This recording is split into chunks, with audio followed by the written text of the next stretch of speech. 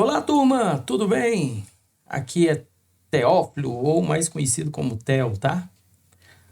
Bom, nós estamos aí no nosso curso, né, de IA generativa. Na última aula tivemos a oportunidade aí de iniciar, né, o estudo do RAG, o RAG, né? Vou tentar aqui dizer o que é, né? O RAG, né? Retrieval Augmented Generation, seria isso, né? Ou, em português, seria geração aumentada por recuperação.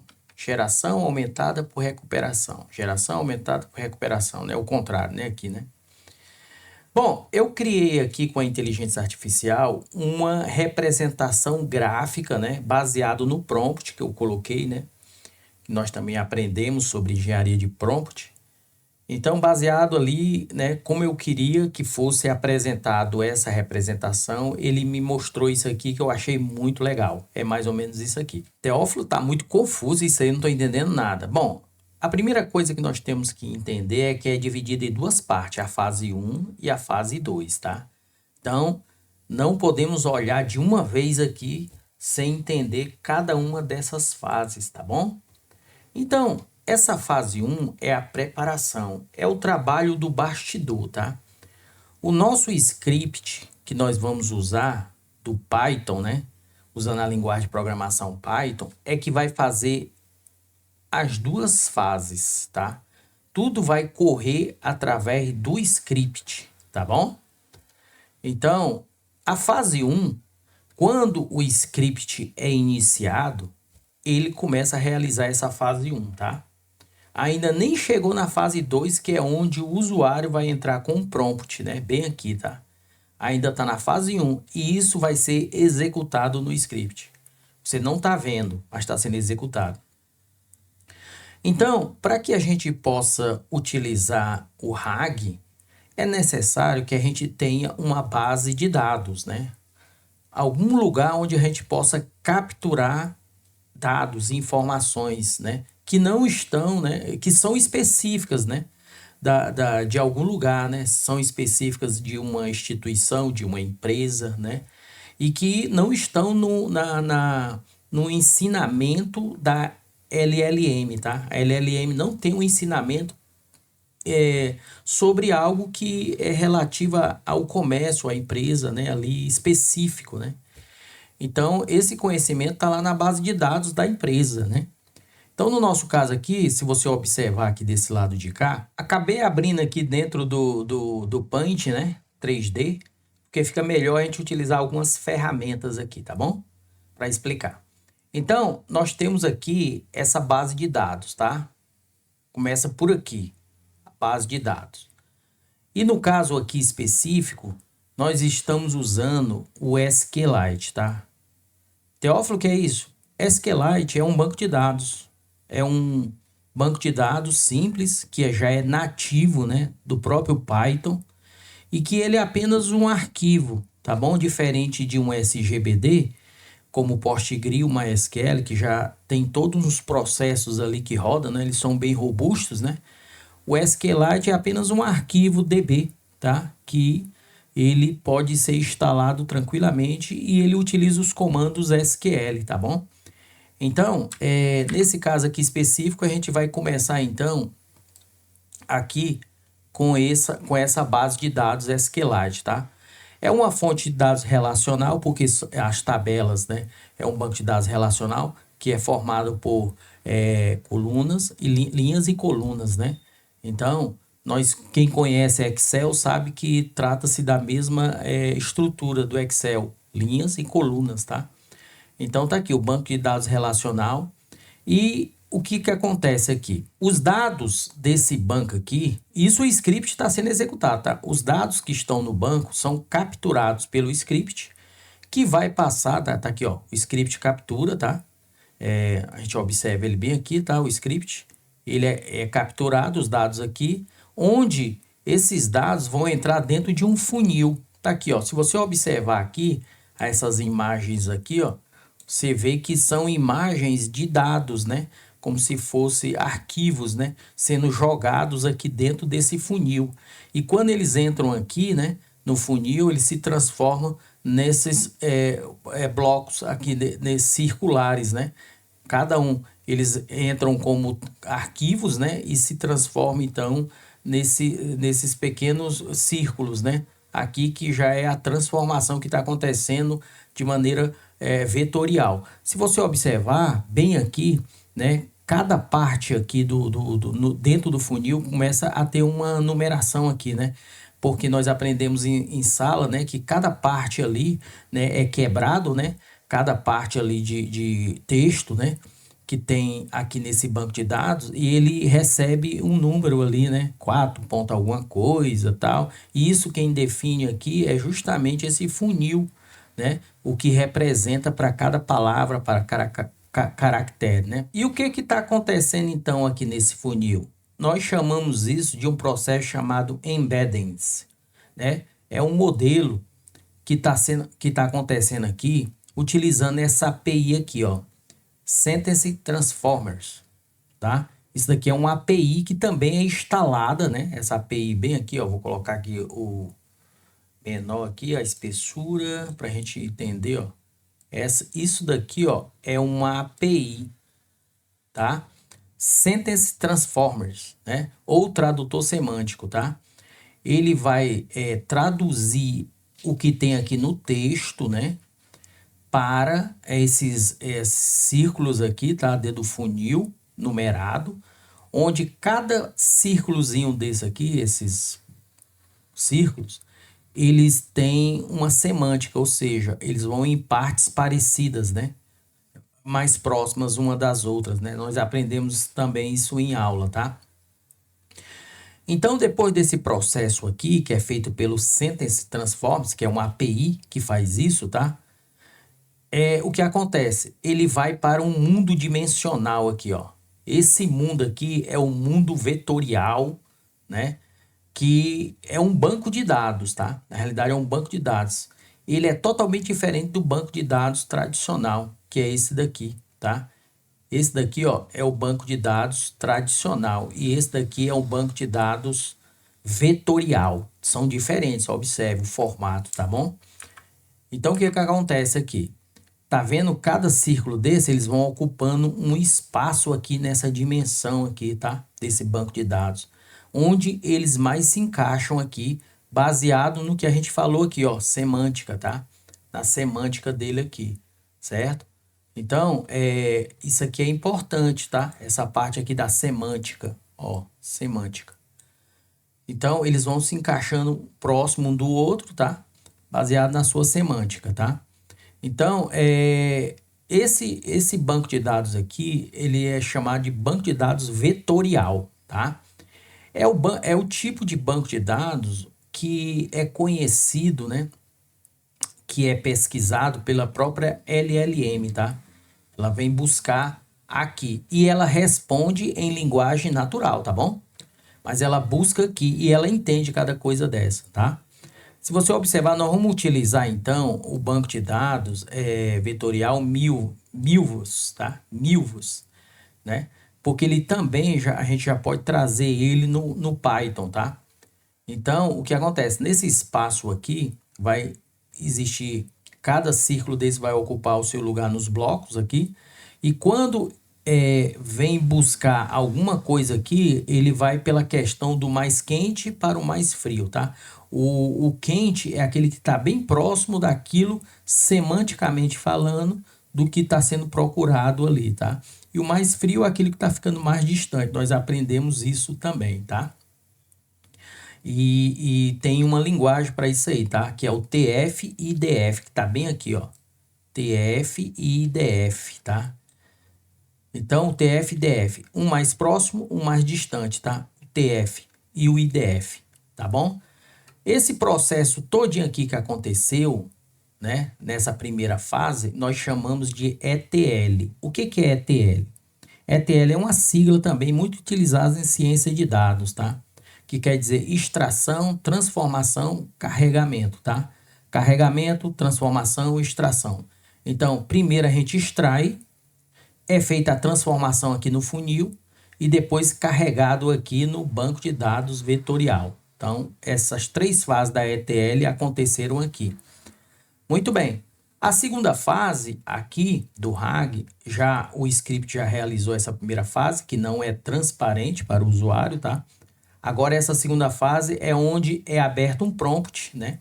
O script ele abre um prompt ali para que o usuário, né, faça a sua consulta, né? No caso aqui, ele pergunta algo, como o nosso banco de dados aqui é um banco de dados de filmes, né? O IMDb.db, que nós vamos baixar, ele faz algo assim, filmes parecido com Matrix, você está perguntando, né? Então aqui pelo fluxo é o script, que vai para o script, né? Você está perguntando. O script ele vai ter algumas ações aqui, tá? Interessantes, tá?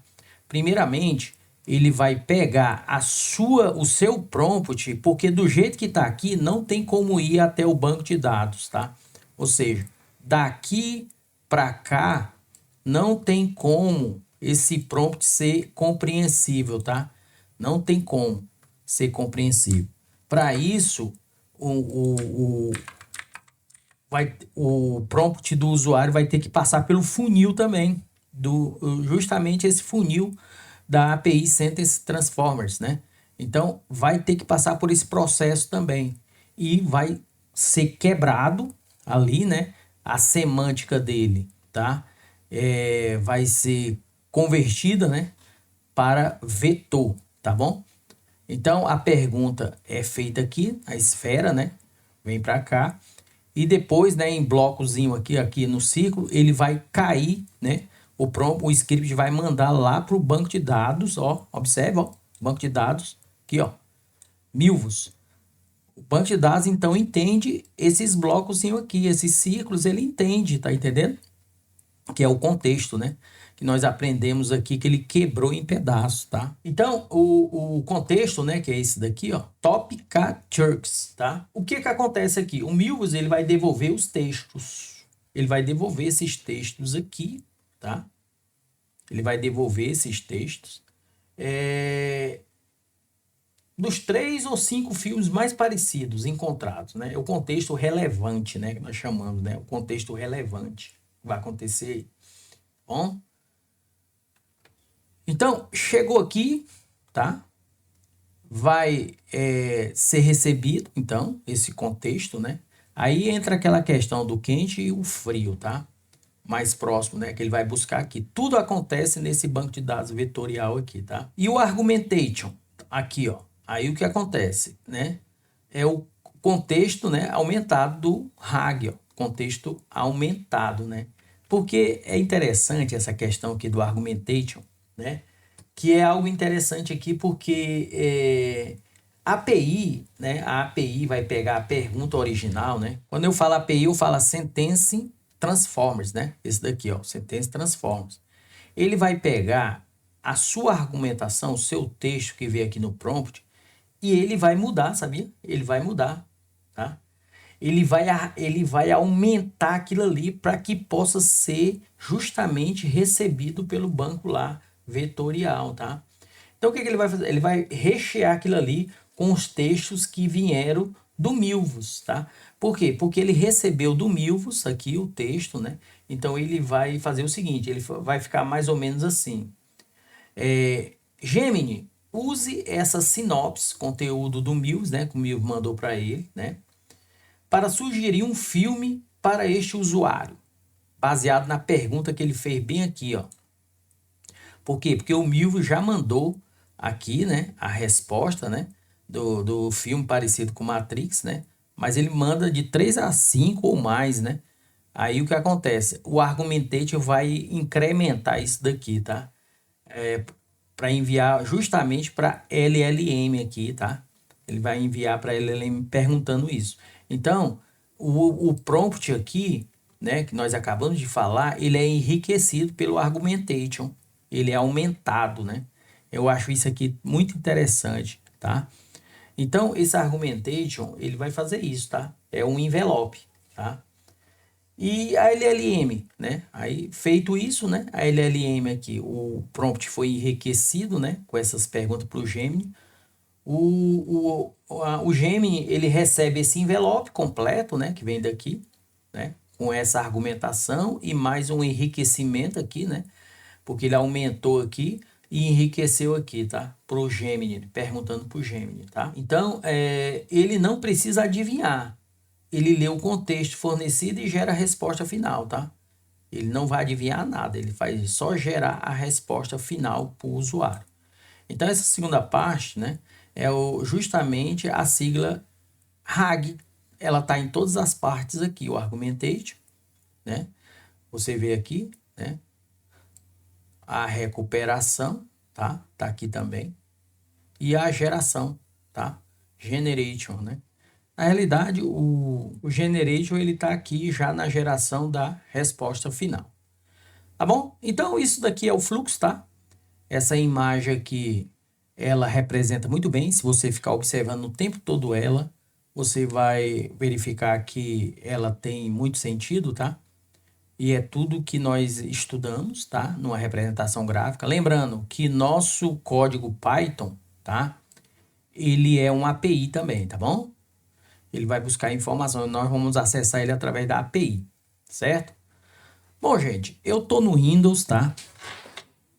Eu vou explicar como é que a gente faz isso aqui, tanto no Windows como no Linux, tá bom? Fica mais fácil assim, tá? Eu, particularmente, gosto de trabalhar no Linux, tá?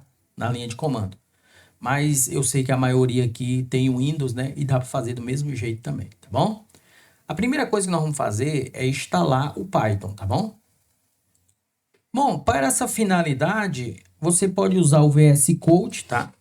Que todo mundo aqui já conhece, né? VS Code. E eu vou usar o fork aqui do VS Code, o Anti-Gravity, tá? Que é uma IDE também baseada no VS Code, só que ela utiliza aqui, ela tem mais funcionalidades, né? Mais interessantes aqui. Estou fazendo um teste, tá? Mas de qualquer maneira, ambas vão cumprir a finalidade, tá? Primeira coisa que você vai fazer aqui vai abrir, né, o VS Code já numa pasta que você criou, tá? Eu coloquei aqui o nome dessa pasta, aula RAG, tá? Ok? Então, o que é que nós vamos fazer aqui? Nós vamos, então, levantar aqui, ó. Aqui embaixo, assim como no VS Code também, tá? Você levanta e ele vai abrir o terminal aqui, tá? Só observar aqui, ó, ele abriu o terminal. Esse daqui é o PowerShell, né? Que ele apresenta bem aqui, ó. É o PowerShell. O mesmo que você abre também no Windows, né? Por exemplo, você pode abrir o PowerShell, tá? Aí você digita aqui, ó, PowerShell. Então, quando você abre o PowerShell, é esse daqui, tá? Ó, ele vai abrir aqui, ó, PowerShell. É a mesma coisa. O PowerShell é esse daqui também. Bom, a primeira coisa, então, aqui nós estamos no terminal, vamos baixar o Python, né? Eu vou procurar a loja Microsoft Store, tá? A loja aqui do Microsoft Store. Você pode baixar o Python por aqui também, além de instalar pela web também, tá? Você pode procurar lá na web. Vou botar aqui, ó, Python 3, tá? Python 3 aqui, ó. Então vamos procurar ver se ele exibe aqui o Python 3. Tá aqui, ó. Python 3 tem vários Python, mas esse aqui é o último, né, ó? Python 3, ó, adquirir. Bom? 13.13, né? Então vamos esperar aqui que ele vai baixar aqui o Python 13. Muito bem, então. Ele instalou, tá? Adquirido Python 3.13, tá? Aqui ele pede para abrir, mas na realidade não precisa abrir porque ele é via linha de comando, né? Então ele vai abrir na linha de comando aqui, ó, o Python, tá bom? Você clica ali, mas não é isso que interessa, tá? Vou fechar aqui a loja, tá? Fechada a loja. Então a gente tem o Python já instalado. Tá bom? Então com o Python instalado, né? Nós precisamos agora descobrir onde é que ele está instalado, tá bom? É necessário fazer isso. No seu Windows, você vai abrir o gerenciador de arquivos, você vai entrar no C, disco local C, arquivo de programas, né? E vamos procurar aqui o Python, né? Se ele está por aqui, né? Porque pode ser que ele não esteja aqui. Como nós instalamos aqui a aplicação Python pela loja Microsoft, não pelo site, ele fica no caminho escondido aqui do Windows, tá? É esse caminho aqui no meu caso, tá? C users, o seu nome de usuário, tá? data, né? Local, Microsoft, Windows, apps. Quando você entra aqui nesse caminho, você pode anotar aí, colocando seu nome de usuário aqui, lógico, tá? Aí o que acontece? Você procura nesse caminho aqui, tá? Que você pode ir por aqui também, ó. Se você tiver o caminho, você pode ir por aqui. Né? Vamos analisar aqui o caminho, passo a passo, tá? Vamos ver o caminho. O caminho é C users, né? Ó, C. Aí vamos lá, e usuários, tá? Usuários. Aí seu nome de usuário, clicou lá, tá? Depois app data, vamos lá pro app, aqui tá só os arquivos. Vamos lá, app, opa, era para estar por aqui. Aí você já vê que logo depois daqui, ó, deveria ser o app, né? Data, ele já não tá aqui, ó. App data, você vai ter que digitar, tá? App, o A maiúsculo, data, dá um enter. Pronto, app data, já estamos em app data, o A maiúsculo e o D maiúsculo aqui. Aí você vai procurar em local, tá? Depois de local, Microsoft, lá no M, Microsoft aqui, ó. E pronto, aqui dentro você vai Windows, você vai procurar Windows apps, Windows apps aqui, ó. E aqui você vai encontrar o Python, ó, lá no P, né? P de Python aqui, já subi, tá aqui, ó.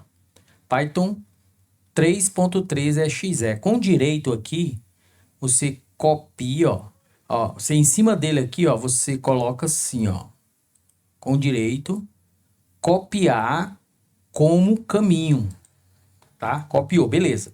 O que você vai fazer agora? Você vai digitar aqui variáveis de ambiente. Editar variáveis de ambiente, tá? Clica aqui. Você vai clicar aqui, ó, variáveis de ambiente, tá? Vai abrir essa tela, tá? Você vai aqui, ó, nessa parte de baixo, você vai procurar aqui path, tá? Então, vamos lá, aqui, ó, path, tá vendo? Você vai clicar aqui e vai clicar 2 vezes, tá? Vai abrir essa outra tela gigantesca aqui, tá? Onde aqui você vai colocar a variável de ambiente, ou seja, o caminho para o Python, para que o Windows, em vez de você colocar esse caminho gigante aqui para chegar até o Python, na linha de comando, você vai precisar colocar só o nome Python 3.13, tá?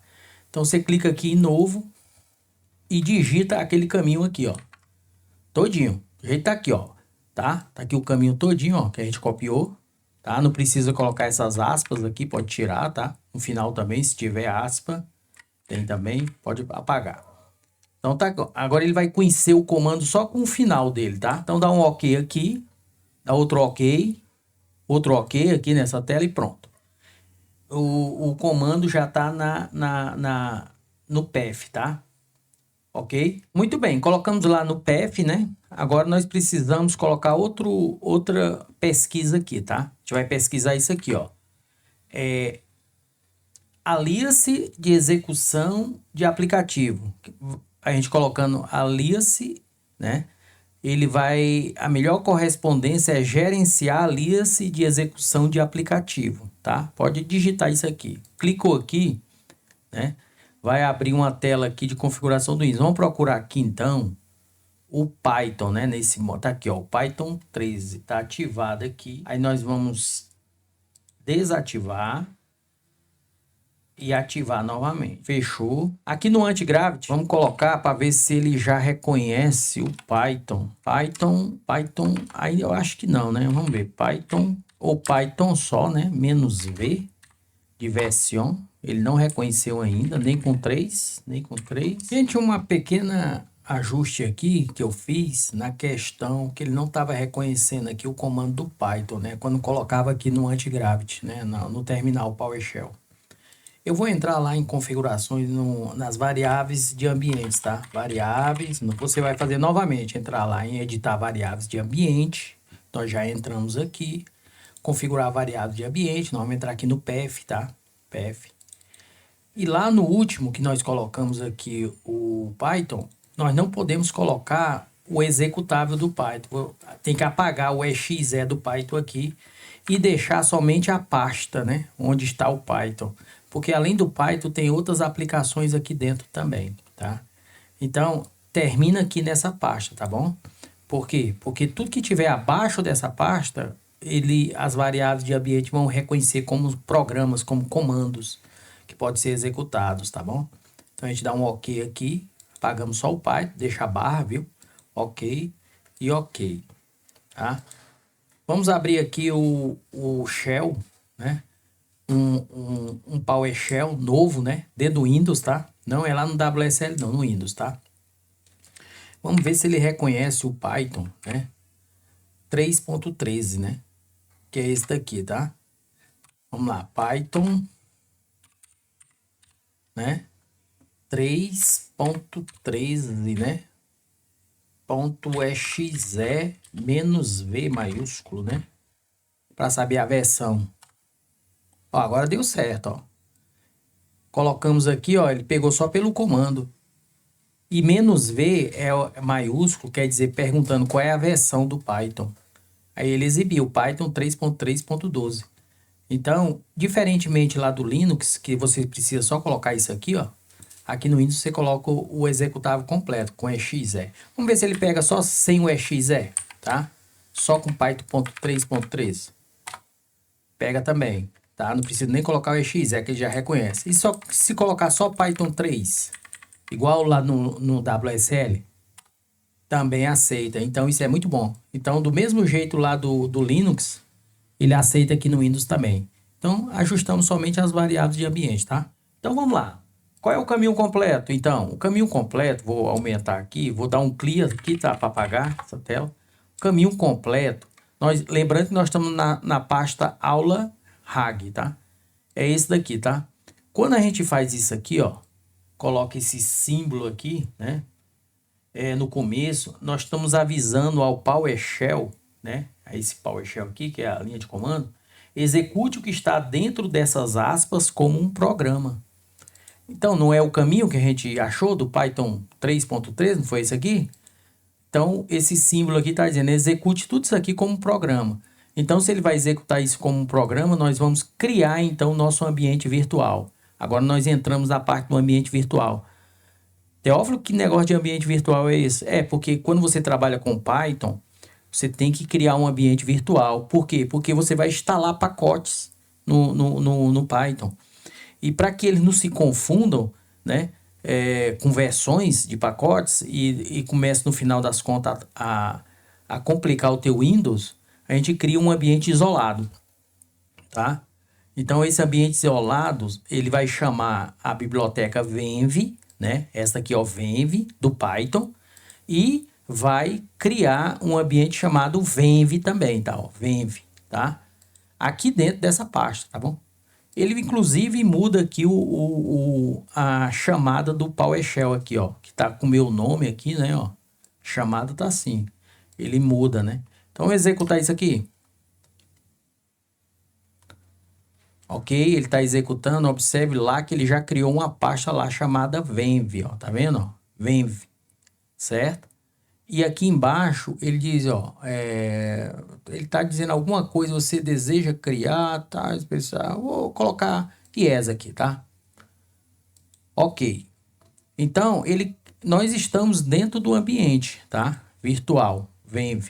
Aliás, nós só criamos um ambiente virtual, tá? Tá aqui ele, ó, tá vendo? Venv, dentro da pasta aula. Vou até abrir um pouco mais aqui, tá? Então, nós criamos. Agora, nós precisamos ativar. Aí é diferente, tá? E para ativar, a gente usa esse outro comando aqui, ó. Só isso aqui, tá? Ó, ponto, barra invertida, porque como é o Windows, tem que ser a barra invertida para a esquerda, tá? Ele vai entrar na pasta Venv. Dentro dessa pasta Venv tem uma pasta chamada script e dentro dela tem um comando chamado activate, onde ele ativa esse ambiente virtual. Tá tudo aqui dentro dessa pasta aqui, tá bom? Tá vendo? Scripts e activate, tá vendo?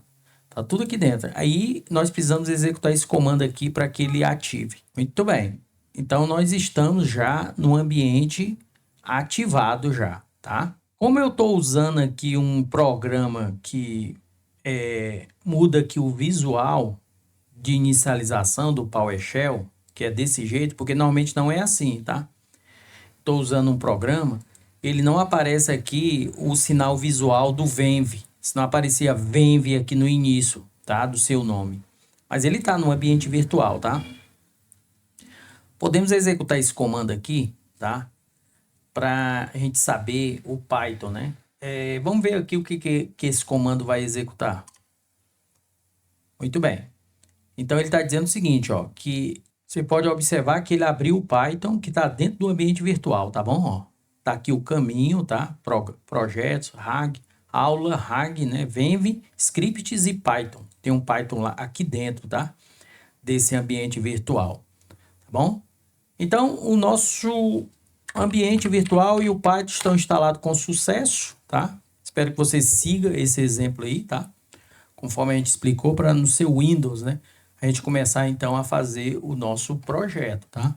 Já no Linux, no WSL, nós usamos esse comando aqui, tá? Eu abri aqui o PowerShell, não precisa ser como usuário administrador, pode ser usuário comum, tá?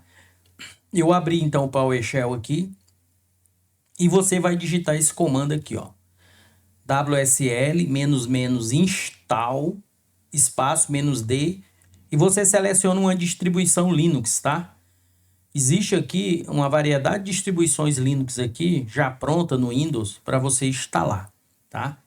Você pode optar pelo Debian, que é aqui a distribuição que eu gosto, ou então você pode digitar só Ubuntu, tá? Aqui, ó, Ubuntu, que ele vai instalar o Ubuntu também para você, tá bom? Então, eu já tenho o Debian instalado, não vou precisar desse comando aqui. Mas você vai instalar, ele vai começar a fazer a instalação aí e tal, e vai cair pedindo, então, a senha do root, né? Então, você coloca uma senha na hora ali, tá? A senha que você quiser, tá? Ele vai pedir para repetir e depois ele vai cair no prompt, como vai acontecer agora, por exemplo. Eu vou entrar no WSL do meu Debian, né? Por exemplo, aqui, tá? Então eu aguardo um pouco, tá? Ele vai abrir aqui o prompt para mim. Como eu já tenho um usuário já criado aqui, né, nesse Debian, ele cai dessa maneira aqui, ó. O seu usuário, o nome da sua máquina, seu computador, né? E o caminho onde você está agora, tá? Aí normalmente você quer mudar esse caminho aqui, lembra, agora a barra é invertida para a direita, quando é no Linux é assim, ó, invertida para a direita. Você já está no terminal do Linux, não é mais o PowerShell. O PowerShell ficou para trás no momento que você deu esse comando aqui, tá bom? Então, para você ir para a sua pasta pessoal, que é sair desse caminho aqui, você coloca cd til, só assim, dá um espaço e um til assim. Pronto, aí você já está na sua pasta pessoal. Qual é a pasta pessoal? É o til, que é a barra, né? É onde você está. Se você der um ls aqui, você vai mostrar para você, né, onde é que você está, que é na sua pasta. Aqui existe comandos, né, que podem ser executados, tá bom? Aqui você pode começar logo a executar esse comando aqui, ó, sudo apt install, sudo apt install, aliás, sudo apt update, tá bom? Só isso. Você dá esse comando, ele vai pedir aquela senha que você cadastrou no momento da instalação, né? Vamos dizer que seja 1, 2, 3, 4, se a minha fosse 1, 2, 3, 4, né? Eu não sei, 4, 3, 2, 1, não lembro qual é a senha. 1, 2, 3, 4, 5, 6. Pronto, a minha é 1, 2, 3, 4, 5, 6 aqui do computador. Então ele está atualizando aqui a lista de pacotes, vou dar um clear. É o mesmo comando lá do Windows também. Clear, para limpar a tela e fica ali, tá? Pronto, como ele atualizou a lista de pacotes, eu vou dar um sudo apt install Python 3, tá? Você precisa só colocar assim o Python, tá? Python 3. Ele vai instalar o Python 3, tá? Como o Python 3 já está instalado aqui na minha máquina, ele vai dizer, ó, não precisa, por quê? Porque ele já está instalado, é o que ele está dizendo, ó, está correndo, né? a nova versão 3.13, que é a mesma versão que nós temos lá no Windows. Então tá aqui, o Python já está aqui também, tá? E aqui eu posso executar o Python só digitando o comando aqui, ó, diferente do Windows, né? Que você tem que colocar o caminho completo. Aqui você coloca só o comando Python 3 e executa qualquer script, tá? Python 3 e o nome do script, né? Arquivo.py. O script é sempre com .py. E ele vai executar, ele vai chamar o Python. Já no Windows tem que colocar aquele caminho todinho, tá? Então vamos voltar lá para o Windows, no nosso Antigravity, ou seu VS Code, e vamos começar então o nosso projeto, tá? Então o que nós vamos fazer aqui? Nós vamos criar aqui, né, no nosso ambiente, um script, tá? E nós vamos chamar ele de app, tá? Esse ambiente aqui você não mexe nada nele, tá? Você vai criar aqui, tá? Vamos criar um arquivo, new file, chamado de app.py, tá? Então aqui você observa que ele já colocou aqui a imagem que ele reconheceu como sendo um script em Python, por causa que eu coloquei .py. PY é a sigla, né, de Python para arquivo, tá? App foi o nome que eu quis dar aqui, podia ser qualquer nome, tá? Vou dar um enter aqui, ele vai abrir a tela aqui, ó, de um arquivo vazio, sem nada. Vou aumentar aqui com a bolinha do mouse e segurando o Ctrl, tá? Mas para que eu aumente aqui segurando o Ctrl, tanto faz no VS Code como aqui, você tem que ir lá nas configurações, tá? Aqui na parte de preferências, tá? Editor Settings, e você tem que procurar aqui dentro o Zoom. Só digitar assim, ó, Zoom, Zoom.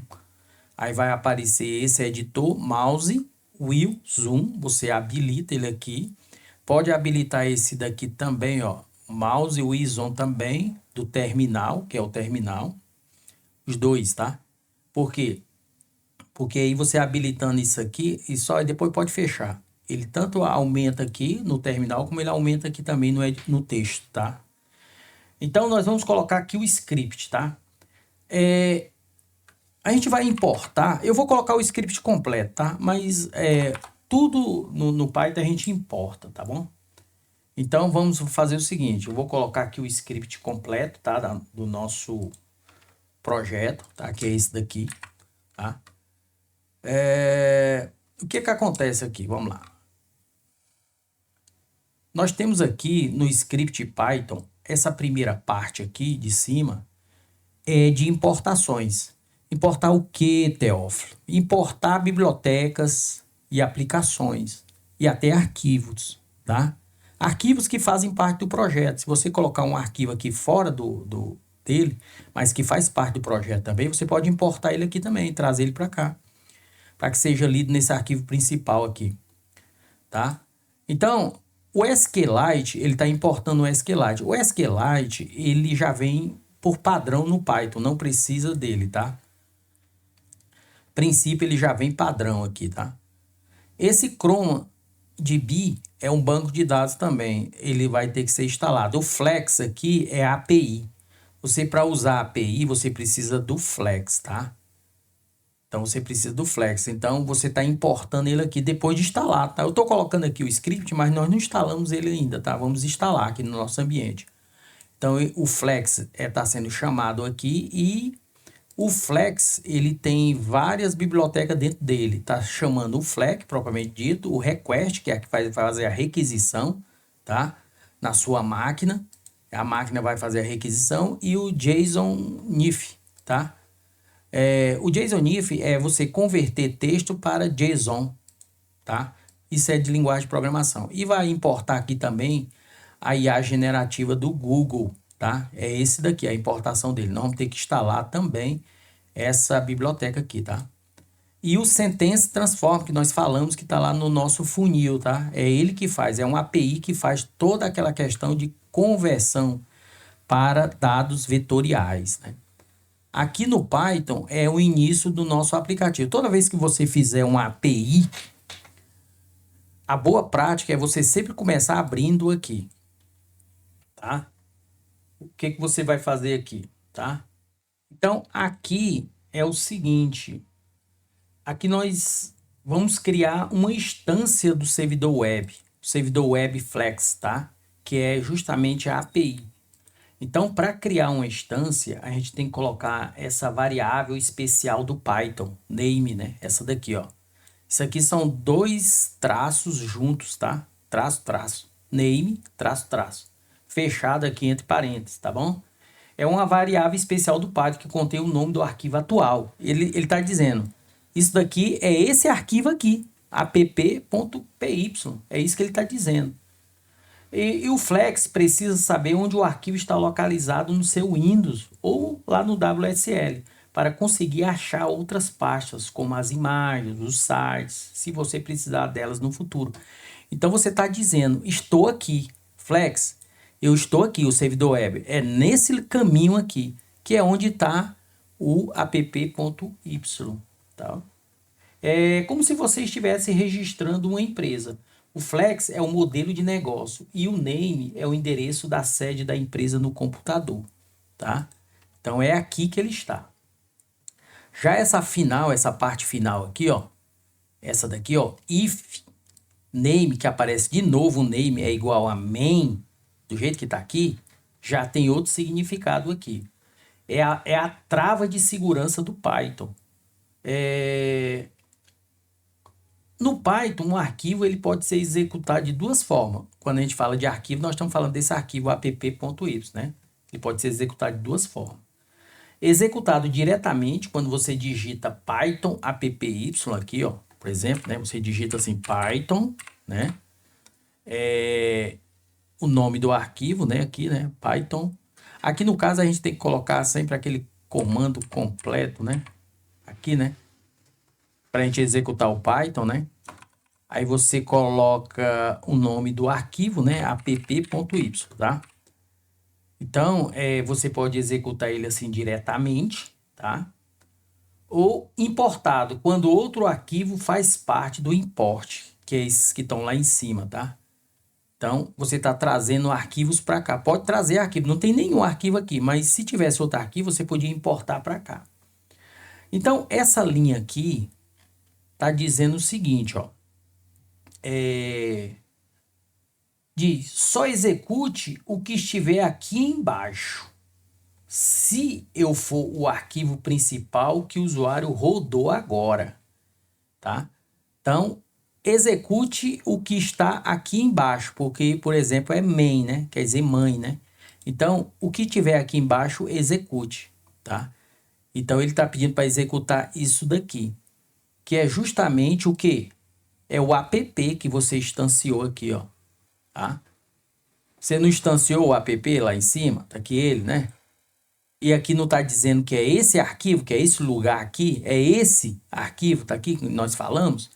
Então você está instanciando, você agora está dizendo, execute isso que está abaixo. Está executando ele e mais um comando que vem logo depois dele, que é justamente a abertura da API, que é o caminho da API aqui no host, né? 00. Olha, aqui é importante. Se você aqui como é para fins didáticos, a gente está colocando aqui o IP, né? Qualquer IP, né? Para quem tem conhecimento de IP aqui, TCP/IP, a gente sabe que aqui host quer dizer IP, tá bom? Então ele está apontando para um IP chamado 0.0.0.0. Quem conhece TCP/IP sabe que isso aqui é qualquer IP, é qualquer IP, tá bom? Agora, se você quisesse restringir, você colocaria um IP aqui, somente aquele host ali ia ser exibido. Então, aqui é qualquer host. Por quê? Porque no caso aqui, quando se tratar do WSL, né, em ambientes virtuais, a gente coloca dessa maneira aqui, para fim didático. Mas quando é no servidor mesmo, a gente coloca o IP do servidor aqui, tá? Na porta 5000, que nós vamos abrir no navegador lá, tá? Que ele vai estar aberto, né? Então, isso daqui é a abertura e o fechamento. E eu já falei sobre as importações. Nós vamos ter que instalar isso daqui. Bom, o que vai ser necessário a gente instalar? Eu vou dizer o que é que nós vamos instalar. Para a gente instalar alguma coisa aqui no Python, a gente usa o comando pip. Lembra que lá no WSL a gente usava o sudo para instalar, o sudo apt install, né? aqui a gente usa o pip. Ele tem o mesmo sentido do apt, mas só que também o pip existe lá quando a gente entrar no ambiente virtual do WSL lá, no ambiente virtual do Python. A gente vai usar o pip também lá. Ele tanto serve para lá como serve para cá. Então o pip é o gerenciador de pacotes do Python, tá bom? É com ele que você instala coisas, tá? E esse pip aqui, ele com certeza está aqui dentro do nosso ambiente virtual. Já tem o pip ali também instalado, tá? Então a gente vai instalar os pacotes que a gente precisa. Parecido com o apt, a gente coloca install também, tá? Eu vou colocar o comando completo aqui do que a gente vai instalar. Pip install flex. O flex precisa ser instalado. Ele está bem aqui, ó, biblioteca. Que é justamente o servidor web que nós precisamos para fazer as requisições, né? Para a gente criar a API. Flex, tá? Google Generative AI é justamente a biblioteca do Google para a gente se conectar com o Gemini. A gente vai precisar de uma chave API, que eu vou mostrar também como é que faz. Nós vamos precisar do Sentence Transformers, que é justamente a API que vai fazer aquele funilzinho lá para dados vetoriais. E o ChromaDB. Eu não sei se a gente vai usar o ChromaDB, mas tudo bem. A gente está instalando ele aqui também, tá bom? Lembrando que essa instalação vai ficar tudo dentro desse ambiente aqui virtual. Ele não vai estar fora, disponível para ser visualizado no Windows, tá? Ele vai estar só no ambiente aqui virtual, tá? Tá aí, ele vai instalando, né, ó. Tá vendo? Ele tá buscando lá na internet, tá? Tem que ter conexão com a internet, viu? Para acontecer isso aqui, porque o próprio sistema já viu que tem conexão e ele tá fazendo isso naturalmente, tá fazendo o download, tá bom? Vamos esperar terminar aqui. Muito bem, então, ele instalou, né? A gente pode observar que ele dá só uma informação aqui que já existe uma nova versão, né, para o pip, né?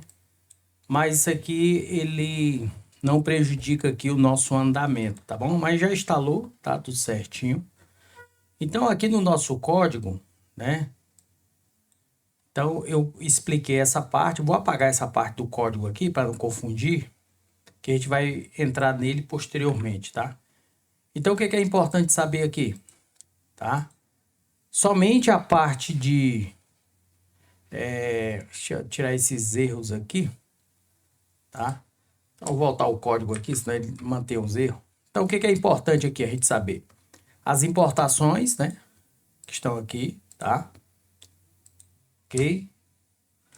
Essa bolinha aqui branca que tá aqui em cima quer dizer, então, que o arquivo ele não foi salvo, né? Ele tá em aberto. Então, a gente dá um Ctrl S no teclado que ele vai salvar, tá? Tá salvo o arquivo.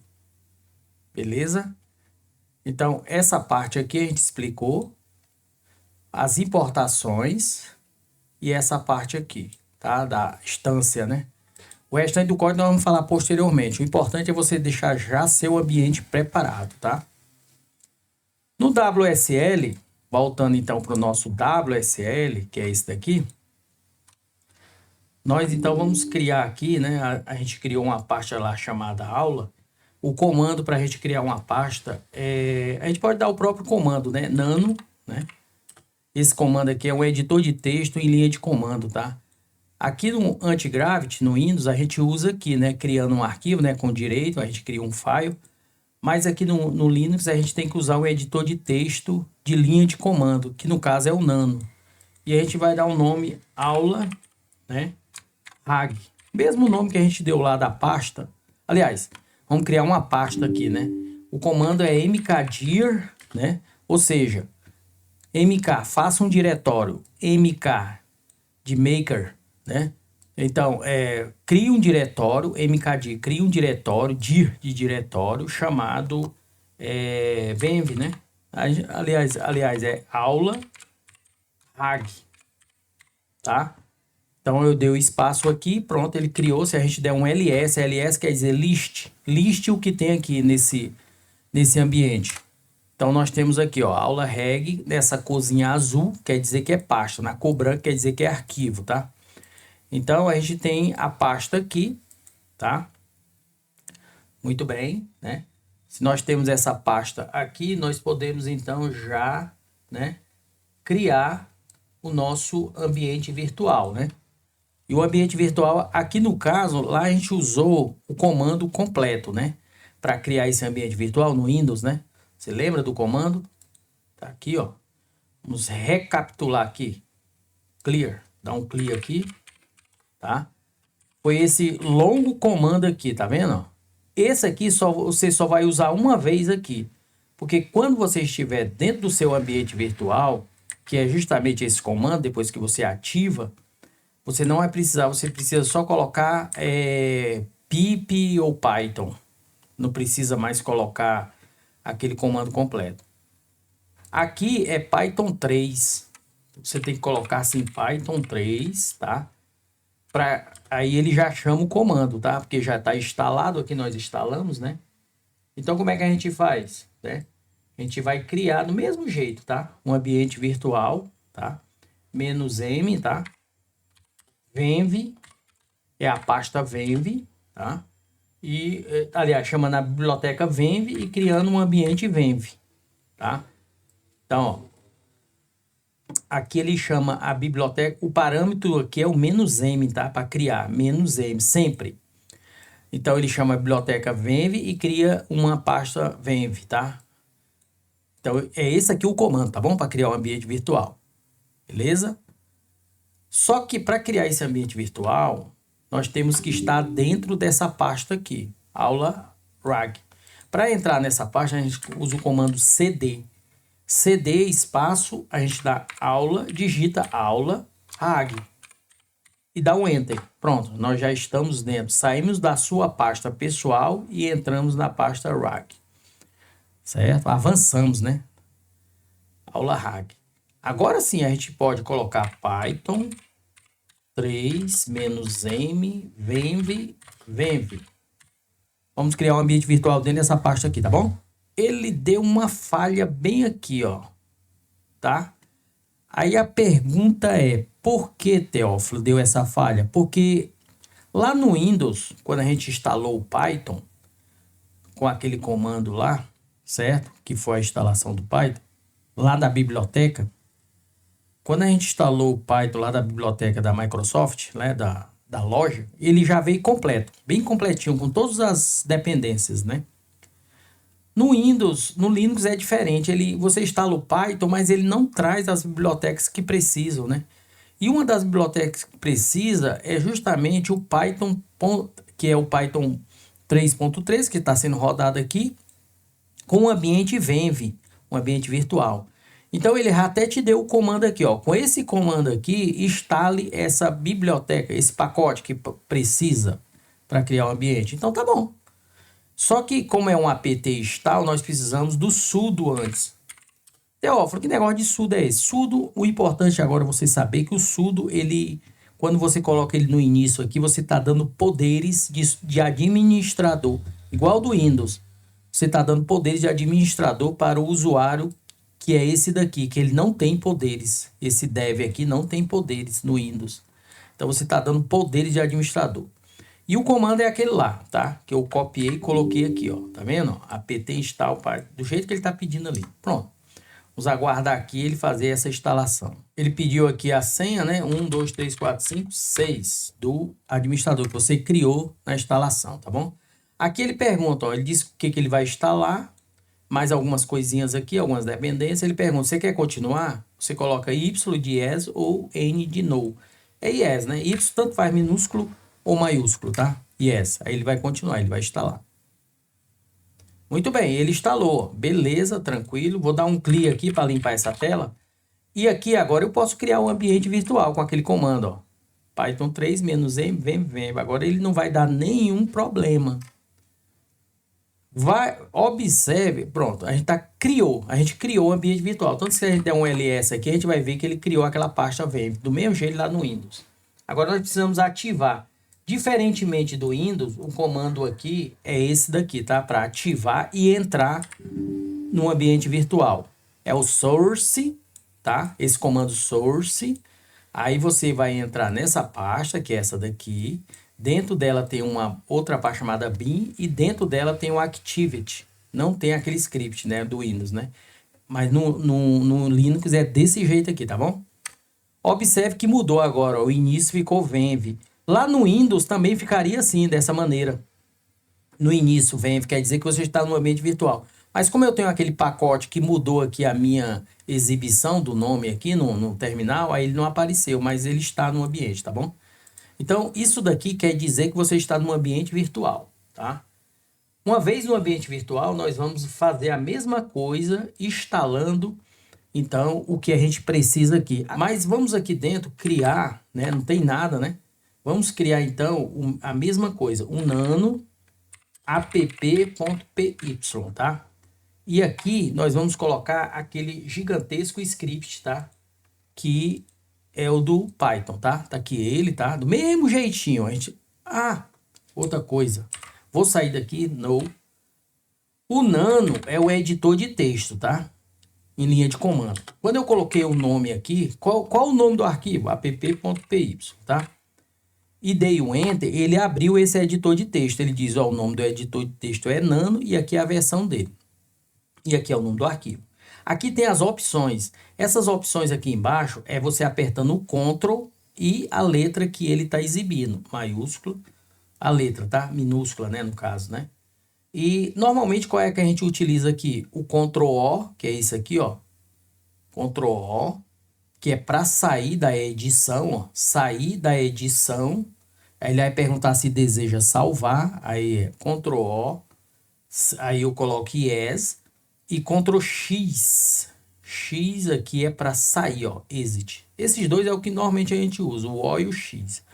Os outros, às vezes, o busca, né? Buscar, né? A gente dá um Ctrl Location, Ctrl C, localizar alguma coisa. Mas dificilmente, né? O Ctrl F já funciona.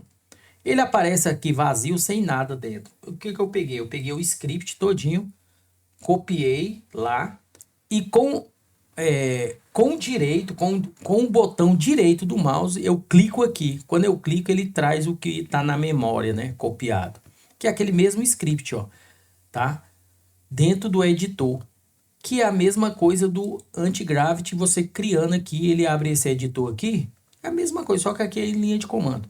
Então tá aqui as classes que estão sendo importadas. Tá aqui a instância do servidor WebFlex, tá? Que está dizendo que é nesse caminho aqui. Aqui tem um código, mas ainda não vamos falar do código. E só o final aqui, o if, está dizendo execute tudo que tem logo aqui abaixo, tá? Ele novamente chamou o app que foi instanciado lá e corra isso aqui, ó. Execute isso daqui. Ele está dizendo tudo que estiver abaixo. Então tá aí.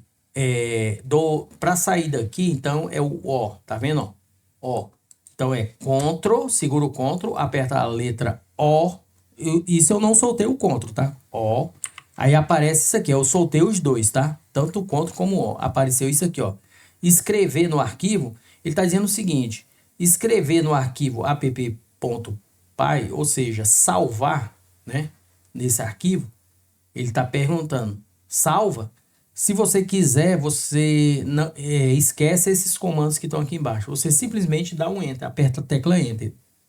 Pronto, Enter. O que você fez? Você salvou dentro do arquivo. Ele voltou de novo para a tela de edição. Mas eu quero sair daqui. Aí é o Ctrl e o X que eu falei, né? Pronto, aí ele saiu. Voltou para a tela inicial. Então, precisamos instalar os pacotes, então. Então, você vai instalar esse pacote aqui primeiro, diferente do Windows, você vai instalar no pip esse pacote aqui, ó, pip install, isso daqui, tá? Do jeito que tá aqui, ele vai buscar uma aplicação menor para o PyTorch, tá? PyTorch que vai vir aqui, né? O PyTorch, que é isso aqui, né? PyTorch é uma versão menor, porque se a gente colocar aquele mesmo comando lá do Windows, ele vai baixar uma versão tão grande do PyTorch que vai lotar seu HD aqui. Isso no WSL, no Linux, tá bom? Então vamos fazer isso aqui, tá? Ele vai fazer uma conexão e vai baixar uma versão mais leve. Vamos aguardar aqui, tá? Muito bem, ele instalou aqui, tá? Agora sim, nós podemos instalar o restante dos pacotes aqui, tá? Um clear, pra gente limpar aqui. Vamos colocar então pip install. Opa! Instalar o restante dos pacotes, então, esse daqui é o Flex, né, que a gente instalou lá no Windows também, o Google Generate AI, Generative AI, que é o Gemini, né, para API, o Sentence Transformers e o ChromaDB. Fizemos isso lá no Windows também, tá? Então vamos instalar. Vamos aguardar. Concluiu aqui o resto das instalações. Vou dar um clear, tá? Então nós temos aqui, então, a mesma coisa que fizemos lá no Windows. Fizemos aqui. É um pouco diferente, algumas coisinhas aqui, mas no final das contas nós temos lá no Windows já pronto o ambiente e temos aqui no WSL também um ambiente pronto, tá bom? Para que a gente possa avançar na segunda parte sobre o nosso código, tá bom?